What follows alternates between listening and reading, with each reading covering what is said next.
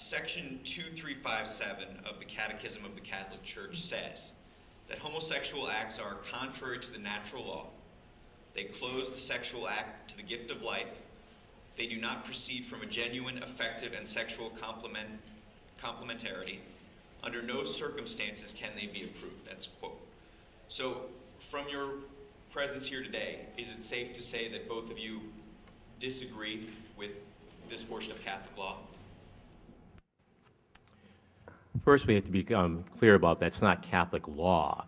It's a Catholic teaching. There's a distinction and a difference there. So, let's phrase your question more precisely. You disagree with Catholic teaching? I would be much more nuanced instead of saying disagree or agree or not, because I think that the issue before us right now as a Congress or as a body is this. Regardless of human behavior, what is our stance regarding the protection of fundamental human dignity, which is the reason why I phrased my intervention the way I did. If we look at the numbers that were just given, that 64% of Catholics who attend Mass weekly or more favor some form of recognition of same-sex relationships of some kind. It seems to me that they're not necessarily saying that they're approving of conduct. I think that for Congress, it shouldn't get into the issue of whether conduct or not. That's an issue for intra-Catholic debate and another forum.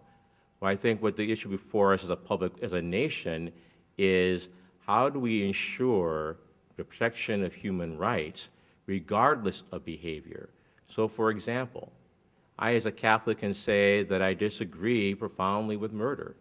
However, I also still want to be in favor of the fair treatment of felons.